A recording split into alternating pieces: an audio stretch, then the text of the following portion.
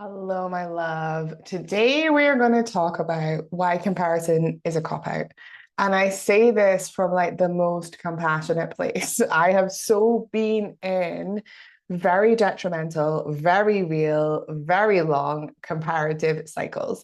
And I want to share with you how to get out of comparison, how to free yourself from looking at other people's stuff and stay really focused on the one thing that matters, you and your beautiful life. So I'm really excited for us to dive in. If you don't know me, I'm Jo Bell. I'm a life coach and I work with women who struggle to see their own brilliance and I help them to do that.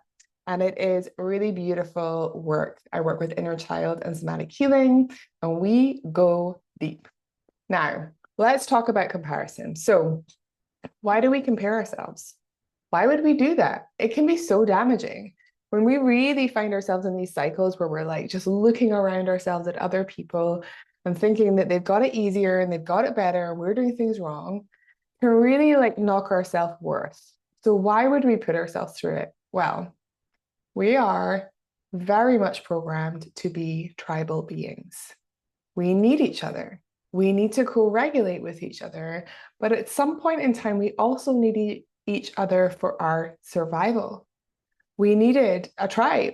If we didn't have a tribe, we would likely die because we would not have the resources to survive on our own. And while our world has evolved, our biology hasn't, not that much. And so we can still find ourselves in this threat response when we think we're doing life wrong, or we think that we are not like the rest of the tribe. So it makes sense then on a biological level that we would compare ourselves to X, Y, and Z. Now, yes, social media has made this more accessible, but this has always been something that people have done. I lived pre-internet and I know that I still compared myself to the girls in school way before I had a smartphone. So I really want to put that in your space as well. This is not social media specific. This is a human impulse. And when we have that understanding and that realization, it is so much easier to just notice that it is a pattern that we fall into for a particular reason. We're looking for a roadmap. We're looking for a way to know if we're doing well or not, right? In life. Now, we hardly ever positively compare ourselves. We hardly ever go, oh my goodness, I'm so lucky to have a house. There are people in this world that don't have houses, don't have people that love them, whatever, whatever. What we often do is the other thing, the negative comparison. Definitely me, and like definitely me. And a huge part of this, just to share a little bit of my story, is I've two ways in which this has really shown up for me. There are probably three actually. I'll give you them all. First one was when I was writing fiction, and I wanted to be published in the New Yorker.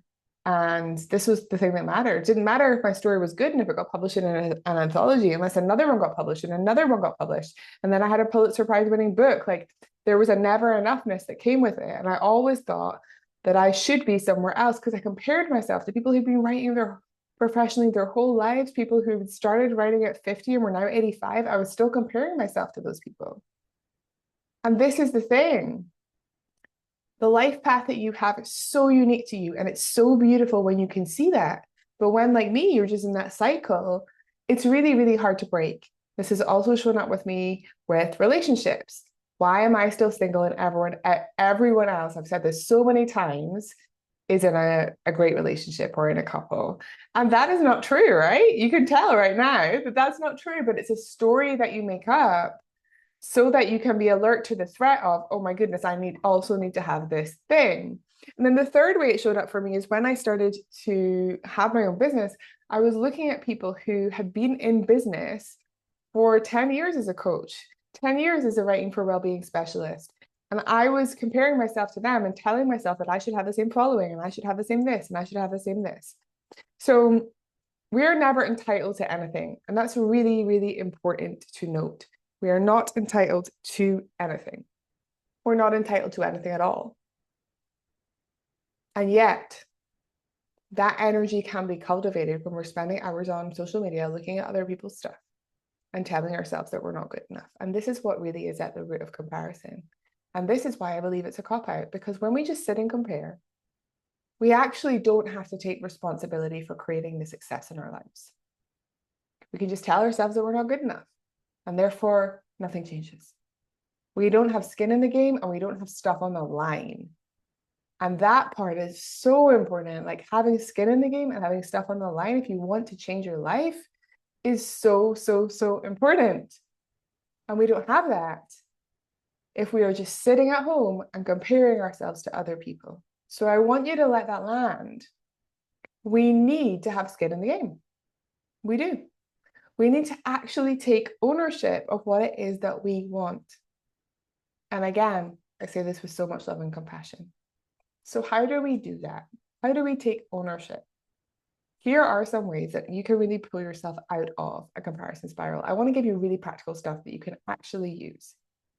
So one, have a practice of noticing what is real. Put down your phone and notice what's around you. So right now the sun is shining, I'm really warm, my nails are painted, I have my gold hoops in. Just notice what is actually real and actually here in this now moment of your life. Notice how actually there's so much abundance if you can be fully present to it. If you can be fully present to it. And while you do this, you notice what is here. You can put one hand on your heart and one hand on your belly. Take a beautiful breath in to your functioning body, letting go. To your functioning body. And you can just give yourself a little pat or give yourself a little squeeze and just say, I'm exactly where I need to be. I am exactly where I need to be. Because what you tell yourself will define your life. So if what you tell yourself, I'm exactly where I need to be, and you soothe your body at the same time, oof, that's going to bring down that heightened state that we can get into when we're comparing. I'm exactly where I need to be. I'm exactly where I need to be. Okay? Bring yourself back down. Good. Good. Maybe that'll be enough to shift it. Notice what's real. Plug into your nervous system and give yourself that message. I do have two other things that I would suggest though. The second thing is that I want you to really honor your achievements. So if you're comparing yourself to somebody who has £1 million business and you also have that aspiration, you need to acknowledge what you're already doing right now. I went through a practice for a while where at nighttime I just write down 3 things that I was really proud of. 3 things, no matter what they were. You know, it could just be that I got out of bed, but I felt proud of them. That was the only rule I gave myself, was I have to feel proud of them. Okay, so you can try that. You could try really honoring your achievements. And underneath the whole comparative thing, there can be a very deep inner child wound of things aren't fair. I don't get what other people get, which can be like your mom's love, it can be stuff, it can be intelligence, it can be loads of different things. So when you're really able to honor your achievements, it's also really soothing for your inner child because they feel a lot more relaxed about what is happening. Okay? So honor your achievements. And then the third thing I want you to do, if you're really comparing yourself a lot to other people, is I want you to set yourself a goal, but I want the goal to come from love. To come from love. Because another way that comparison showed up for me, there's just more and more as they come on, is with bodies. You know, I compared my body to other women's bodies from day dot, from as long as I knew that it was a thing, that I had a body and that I needed to work on my body, and my body wasn't the body that maybe I should have or whatever the story was, right?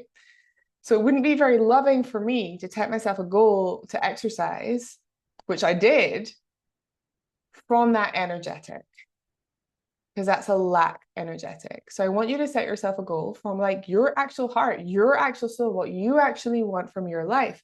If you're really jealous of someone that is on Instagram all the time traveling, set yourself a goal to go traveling where you want to go, not where they've gone, but where you want to go, your actual soul. Listen to yourself.